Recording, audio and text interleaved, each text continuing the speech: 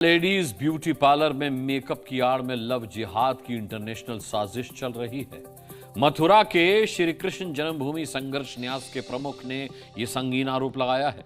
मुख्यमंत्री योगी को चिट्ठी लिखकर यह मांग की गई है कि लेडीज ब्यूटी पार्लर में मुस्लिम युवकों को काम करने पर बैन लगाया जाए।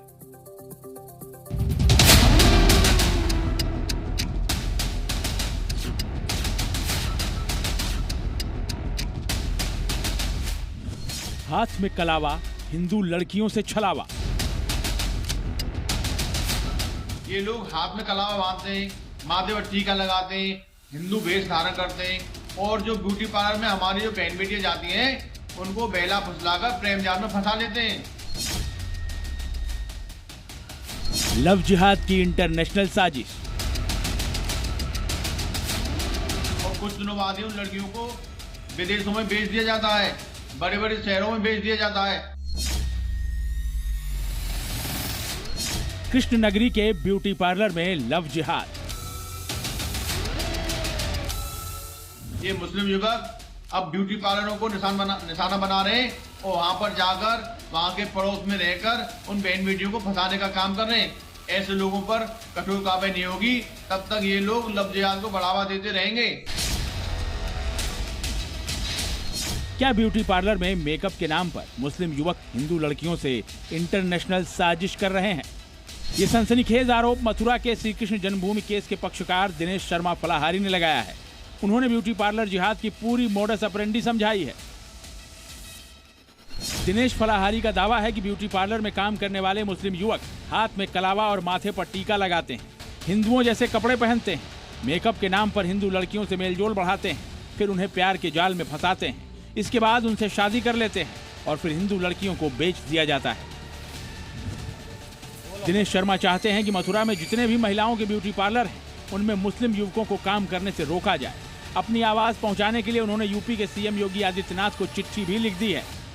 जो ब्यूटी पार्लर वाले, महिला सैलून वाले यदि मुस्लिम युवकों को अपने यहाँ पर नौकरी पर रखते हैं तो उनके खिलाफ भी कार्रवाई होनी चाहिए, क्योंकि ये लोग भी उस अवैध धंधे में लिप्त हैं। इन लोगों के षड्यंत्र से लव जिहाद की घटनाओं में बढ़ावा हो रहा है।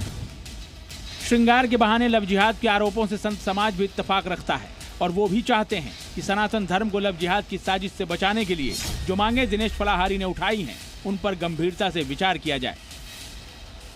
जिसने ये आवाज उठाई है बहुत अच्छा उठाया है और मुस्लिमों को बैन करना चाहिए और सैलून के हर एक चीज में बैन होना बहुत जरूरी है, क्योंकि हम चाहते हैं कि मुस्लिम पहले अपने आप को सनातनी बनाए। कोई भी ब्यूटी पार्लर वाला अपने यहाँ मुस्लिम समाज का व्यक्ति न रखे, क्योंकि मुस्लिम समाज के व्यक्ति जहाँ भी होंगे वो लव जिहाद के अपने कार्य से बाज नहीं आएंगे और ये बहुत दुखद घटना हुई है। हम सरकार से भी ये निवेदन करते हैं कि इस तरीके का कोई कानून नियम बनाया जाए। ऐसा श्रृंगार कीजिए जिससे सनातन के अनुरूप हो। तो सबसे बड़ी बात यही है कि श्रृंगार करना तो अच्छा है, लेकिन ऐसे लोगों से ना कीजिए जो मांसाहारी है। शाकाहारी सात्विक लोगों से श्रृंगार कराइए। दिनेश फलाहारी की मांग पर मुस्लिम धर्मगुरु बरेलवी ने कड़ा ऐतराज जताया है।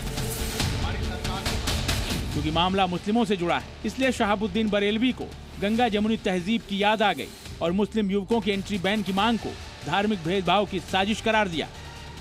हिंदू और मुसलमान मिल करके कारोबार करते हैं, अपने प्रोग्राम अंजाम देते हैं। अब इस तरीके से तफरीक पैदा करना और मुसलमानों और हिंदुओं को आपस में बांटना, ये फिरका परस्ती को बढ़ावा देता है। पिछले साल यूपी में मेहंदी जिहाद का आरोप भी लगा था, जिसमें मेहंदी लगाने वाले मुस्लिम युवकों पर लव जिहाद की साजिश के आरोप लगे थे। अब ब्यूटी पार्लर जिहाद का आरोप लग रहा है।